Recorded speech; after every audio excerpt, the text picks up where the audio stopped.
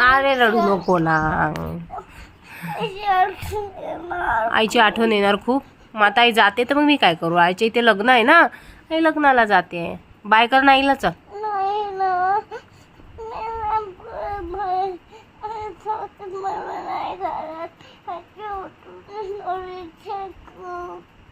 रडू नये म्हणजे सोनं रडू नये. लेस प्यार करते, लेस प्यार करते खूप खूप खूप खूप. सासूबाई गेल्यात आता माहेरी, त्यामुळे बिट्टू खूप रडत होती. तशी तर ती शांत बसायला तयारच नाही. टीव्ही लावली तर जरा शांत बसली आणि मलाही बसवलं बाजूला. सासूबाई गेल्या म्हटलं ना की बिट्टू फारच रडते. स्वतः तर चिडचिड होतेच, मलाही तेवढीच चिडचिड करून देते. त्यामुळे ऑलरेडी माझं डोकं दुखत आहे. आणि हे मशीनचं, हे आहे वॉशिंग मशीनचं, ज्याने ऑटोमॅटिक पाणी त्या मशीनमध्ये जाते. आज ना ते देखील मला त्रास देत आहे. नाहीतर ते एका फटक्यात लागून जातो, पण आज त्याला पण घुर आले. 15-20 मिनटं मी त्यामध्ये घालवले, पण शेवटी ते लागलं नाही. मी तसंच लावून दिलं. त्यानंतर मीनू, मी, बिट्टू आम्ही तिघींनी एकत्र जेवण केलं. खरं तर बिट्टू रडतच होती. थोडा वेळ झाला की ठणठण करतेच ती, तर मी तिला थोडंसं मजाक मस्करी करून हसवण्याचा प्रयत्न करत.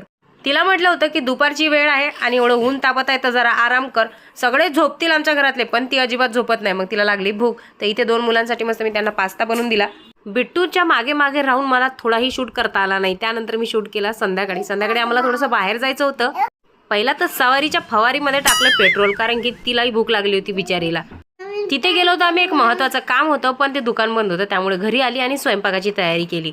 मस्त रस्सेदार असं चिकन बनवलंय. त्यानंतर शूट केला मी एकदम दुसऱ्या दिवशी. मी उठल्याबरोबर पहिला करत असते एक्झरसाइज झाल्यानंतर मी थोडासा प्राणायाम देखील करत असते.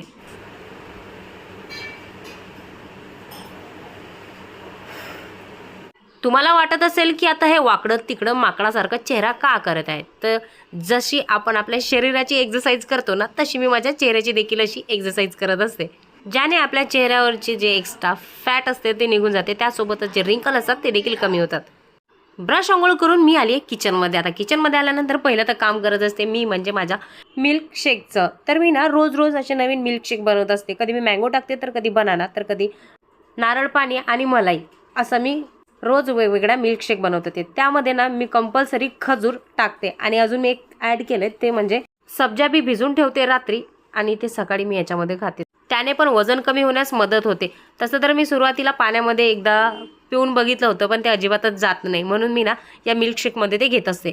थंडेगार बर्फाचे तुकडे टाकून मी मस्त माझा मिल्कशेक मस्त तयार करून घेतला. एवढा छान होतो ना हा. आता माझी तर पेट पूजा झाली, बाकीच्यांचं काय?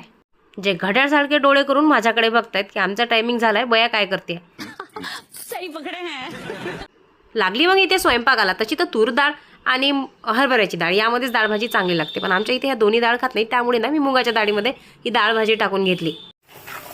काय चालू आहे? मला देशील थोडासा शेक? तुझ्या हातचा गोड लागते. तसं तर मी रोजच माझा मिल्कशेक पिऊन घेते, त्यानंतर ह्या बनवतात. पण माझं कसं असते माहिती आहे का, तिनं बनवलं ना तरी मला तिच्या याच्यातला एक घोट मिळालाच पाहिजे. ते लहान मुलं कसं करतात ना, सेम मी त्यांच्यासोबत रोज करते. त्या बिचारा मला रोज म्हणतात, आज मी तुला लास्ट टाइम देते, उद्या देणार नाही. पण रोज मी तसंच करते तरी देतात. आणि त्याच्या मागचं मोठं कारण काय असते माहिती आहे का, मी त्यांना एवढं इमोशनल अत्याचार करते ना त्यांच्यावरती. बापरे, लोक कशी असतात, एका घोटासाठी एवढं हे करतात, टमकं करतात, खूप इमोशनल करते. शेवटी त्यांना ते द्यावंच लागते. मी आहे एवढं इमोशनल करून त्यांना माझं शेक पियाचं काम काढून घेत असते.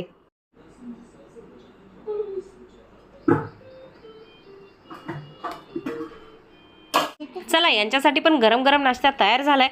त्यासोबतच बिट्टूला देखील मी जेवण भरवत असते. सकाळीच ती उठली की तिची आंघोळ करते आणि तिला डायरेक्ट जेवण भरवते. तिला खूप आग्रह करून ती तर काही जेवत नव्हती. शेवटी मग मी म्हटलं चला आपण पेट पूजा करून घेऊ. कैसे कैसे लोग रहते हैं यार यहाँ पर. माझ्यासोबत ना हे नेहमीच होते, तोंडात घात आणि पार्सल आले दारात. हे एकदाच नाही, नेहमीचंच नाटक आहे. पूर्ण दिवस या 2 मुलांना आवरता कसा निघून जातो ना, काही समजतच नाही. बड़े मियाँ है बेचारे सादे, और ये छोटे मियाँ तो बड़े नटखट है. ये बड़े उंगली करते हैं और बड़े मियाँ को उकसाते हैं, और बड़े मियाँ इनकी बहुत पिटाई करते हैं, और उसके बाद छोटे मियाँ रो रो के हमारे घर के बर्तन भर देते हैं. अभी मजा आएगा ना भिड़ो. बिटू तू किती आहेस, मुद्दाम त्याला मारतेस हा? बघा आता हिच्या अंगात किडा बघा.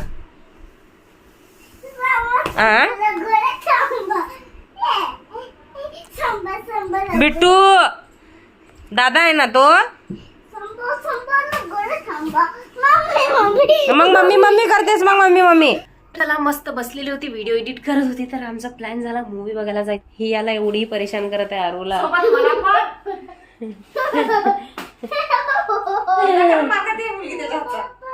हिला नेऊ नये आपण. जाऊ दे बिट्टू तू घरी ना आरू दादावर. एक रडलं की एकाला छान वाटतं. ये handsome boy white T shirt पहन के हो गए तयार. इथे ना मी एका फटक्यात तयारी केली. ऑलरेडी मी सकाळी तयारी केली होती, त्यामुळे मला जास्त वेळ लागणार नव्हता. फक्त आता मी चेहऱ्याला सनस्क्रीन लोशन लावलंय, ड्रेस घातलाय. पाठीमागून बिट्टू एवढी खुश झाली होती मूवीचं नाव काढल्यानंतर. मी कपडे घातल्यानंतर म्हणाली मला पण पटकन तयार करून दे.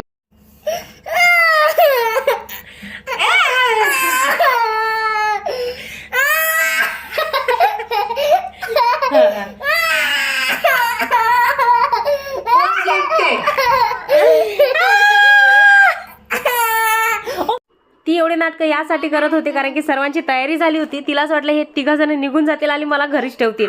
तयारी करून आम्ही आलो होतो स्कूटीवरती. मीनू घेऊन आली होती तिची स्कूटी आणि मी माझी स्कूटी. तसं तर आम्ही थोडंसं लेटच झालो होतो. थिएटरमध्ये आल्यानंतर बघितलं मूवी स्टार्ट देखील झाला होता. बरं झालं 2 मिनिटच झाले होते. खूप छान मूवी होता.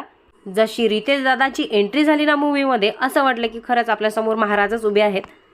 इंटरव्हल आल्यानंतर आम्ही बाहेर आलो. तसं तर दुपारी आम्ही जेवण करून नुकतंच मूवी बघायला आलो होतो, पण मुलांची इच्छा होती काहीतरी घ्यावं म्हणून आम्ही पेप्सी घेतली. याआधी जर मी मूवीला घेऊन गेली होती बिट्टूला, तर या बिट्टूने मला कधीच मूवी बघू दिला नाही. उठून इकडे तिकडे फिरणार. पण आज हा मूवी लागला ना, जसा लागला तसा तिने शेवटपर्यंत एका जागेवर बसून बघितला आणि मला म्हणत देखील होती की मम्मी हा मूवी खूप छान आहे, मला खूप आवडला. घर असो की दार यांची मस्ती तर कुठं कमी होता कामा नये बाबा. अशी तर आमची शैतान मुलं आहेत. मोठा तर मोठा तसा लहान त्याच्यापेक्षा. त्यानंतर आम्ही इथे फोटो वगैरे काढले. या फोटोच्या नादात ना आणि या मुलांच्या मस्तीमुळे तिकडे मूवी स्टार्ट देखील झाला होता इंटरव्हल नंतर. हत्तीसारख्या अफजल खानला महाराजांनी कसं फाळून काढलं ना, या शेवटनंतर एंट्री झाली ती म्हणजे सलमान खानची. अशा रीत्या मूवीचा एंड झाला. खूप छान वाटलं मूवी. जर तुम्हाला ब्लॉग आवडला असेल तर लाईक सबस्क्राईब नक्की करा. भेटूया पुढच्या ब्लॉगमध्ये. तोपर्यंत टाटा बाय बाय.